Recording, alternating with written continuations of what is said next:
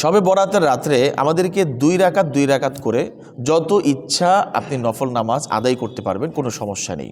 অনেকেই বলেন যে শবে বরাতের রাত্রে 12 রাকাত নাকি নফল নামাজ আদায় করতে হয়, 12 রাকাত নামাজ পড়ার নাকি নিয়ম আছে।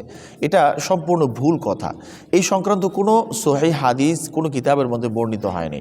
নবীজি সাল্লাল্লাহু আলাইহি ওয়াসাল্লাম শুধু বলেছেন, ইযা কানাত লাইলাতুন নিসফি মিন শাবান ফাকুমু লাইলাহা, যখন শবে বরাত আসে তোমরা রাত্রিবেলা নামাজ আদায় করো। কত রাকাত পড়তে হবে, কোন সূরা দিয়ে পড়তে হবে, এরকম ধরাবাঁধা কোনো নিয়ম নবীজি সাল্লাল্লাহু আলাইহি ওয়াসাল্লাম বলেননি। এই জন্য সাধারণত রাত্রের যে নামাজগুলো হয় 2 রাকাত করে, শবে বরাতের রাত্রে আমরা 2 রাকাত করে নামাজ পড়ব। আর রাত্রের নামাজ নফল নামাজ অথবা তাহাজ্জুদের নামাজ এইভাবে আমরা নিয়ত করতে পারি।